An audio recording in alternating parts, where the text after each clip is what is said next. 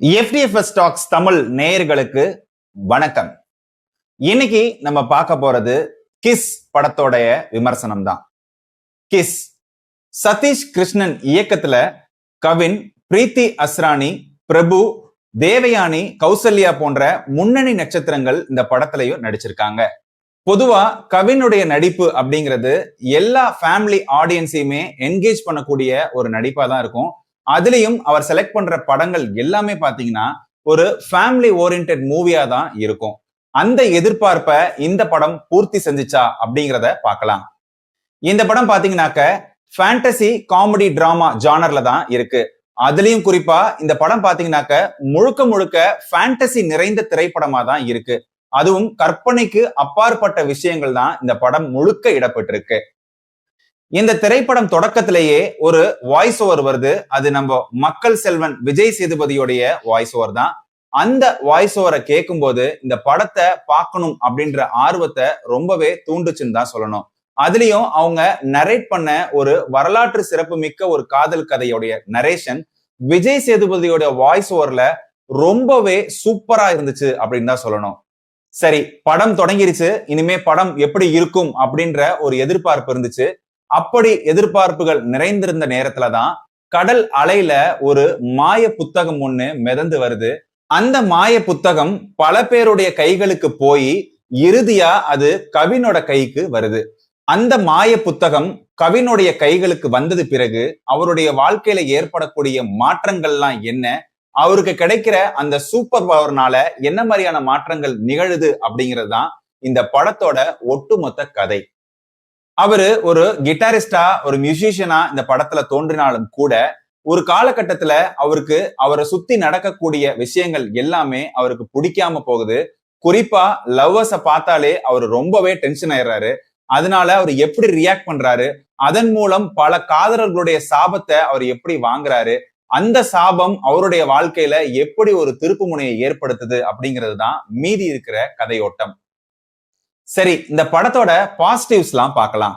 பொதுவா fantasy movie அப்படின்னாலே நிறைய கிராபிக்ஸ் காட்சிகளும் நிறைய கற்பனைக்கு அப்பாற்பட்ட விஷயங்களையும் காட்டக்கூடிய படங்களை தான் நம்ம இது வரைக்கும் பார்த்திருக்கோம். ஆனா இந்த படத்துல பார்த்தனாக்க ஃபேண்டசி அப்படிங்கிறத ஒரு கதையின் கதையோட்டமா வச்சிருக்கிறதுனால இது ஒரு கூடுதல் பலமா பார்க்கப்படுது. ரெண்டாவது, இந்த படத்துல மியூசிக் பண்ணிருக்கிற ஜென் மார்டின், இவரை பத்தி நம்ம சொல்லியே ஆகணும். குறிப்பா அனிருத் தற்போது என்ன மாதிரியான ஒரு இசைய கொண்டு வராரோ அதுக்கு ஈக்குவலா இந்த படத்துல இவருடைய உழைப்பை நம்ம பார்க்க முடிஞ்சுது. குறிப்பா காதல் பாடல்கள் எல்லாமே பாத்தீங்கன்னாக்க ரொம்பவே நல்ல மியூசிக் பண்ணிருக்காரு அப்படின்னு தான் சொல்லணும். இந்த படத்துக்கு மியூசிக் ஒரு மிகப்பெரிய பலன் கூட சொல்லலாம். மூன்றாவது, இந்த படத்துல விடிவி கணேஷ யூஸ் பண்ணது. குறிப்பா விடிவி கணேஷோடைய காமெடி அப்படிங்கிறது ரொம்ப வருஷமா நம்ம தமிழ் சினிமால இடம்பெறாத ஒரு சூழலா இருந்துச்சு. ரொம்ப குறுகிய காலகட்டத்துல தன்னுடைய குரல் வளத்தால பல பேரை தன்னுடைய காமெடி மூலம் கட்டி போட்ட விடிவி கணேஷுக்கு இது ஒரு ப்ராப்பரான ஸ்லாட்ன்னு தான் சொல்லணும். படம் தொடக்கத்திலிருந்து படம் முடிகிற வரைக்கும் அவர் வந்த எல்லா காட்சிகளுமே ரொம்பவே ரசிக்கும்படியா இருந்துச்சு. ஆர்ஜே விஜய், விடிவி கணேஷ் மற்றும் கவினுடைய காம்போ அப்படிங்கிறது இந்த படத்துல ரொம்பவே ஒர்க் அவுட் ஆயிருக்குன்னு தான் சொல்லணும். சரி, இந்த படத்தோட நெகட்டிவ்ஸ் எல்லாம் என்ன அப்படிங்கிறத பார்க்கலாம். இது ஃபேண்டசி மூவி அப்படிங்கிறது தொடக்கத்திலேயே சொல்லிட்டதுனால ஆடியன்ஸ் பெருசா இதுக்கு ஒரு பெரிய எதிர்பார்ப்போட பார்க்கல படத்தை. அதனால ஏதோ படம் போகுது நம்மளும் பார்க்கலாம் அப்படின்ற மாதிரி இருந்துச்சே தவிர படத்துல ஒரு காட்சி அமைப்பு வச்சிருக்காங்க. அதாவது ஒரு கிஸ் பண்றாங்க, அந்த கிஸ்க்கு பின்னாடி ஒரு ஸ்டோரி போகுது. இதே ஸ்டோரிய ரொம்ப சுவாரஸ்யமா காட்டியிருந்தாங்க அப்படின்னா ரொம்ப நல்லா இருந்திருக்கும். ஆனா இந்த கான்செப்டுக்கு பின்னாடி அவங்க வச்சிருந்த அந்த ஈக்குவேஷன் அப்படிங்கிறது ஒர்க் அவுட் ஆகல அப்படின்னு தான் சொல்லணும். காரணம் என்ன அப்படின்னாக்க 2-3 சீன்ஸ் பாக்குறதுக்கு ரொம்ப நார்மலா தான் இருந்துச்சு. ஆனா அடுத்தடுத்து வந்த சீன்ஸ் எல்லாமே அது தொடர்புடைய சீன்ஸா இருந்தாலும் அது பாக்குறதுக்கு ஒரு ரசிக்கும்படியா இல்ல அப்படின்னு தான் சொல்லணும். ஒரு 3 காட்சிகளுக்கு பிறகு 4வது அந்த கிஸ் காட்சி வரும்போது நம்ம அதை பார்க்கணுமா அப்படின்னு நம்ம டைவர்ட் ஆற அளவுக்கு அதுல ஒரு சலிப்பு தன்மை இருந்துச்சு.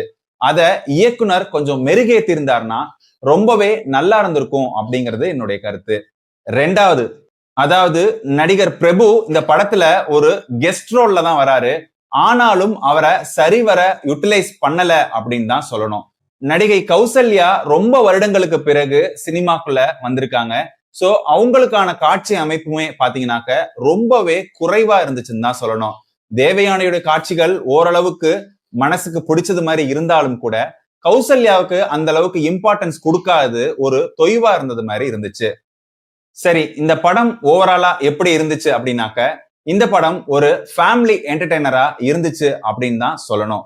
ரொம்ப பெரிய இடைவேளைக்கு பிறகு ஒரு ஃபேமிலி என்டர்டெய்னர் படமா இந்த படம் இருக்குது அப்படிங்கிறதுல சந்தேகமே இல்லை. சரி மக்களே, மீண்டும் வேறொரு படத்தோடைய விமர்சன நிகழ்ச்சியில பார்க்கலாம். அதுவரை உங்களிடமிருந்து விடைபெறுவது நான் உங்கள் அபராஜித்தன்.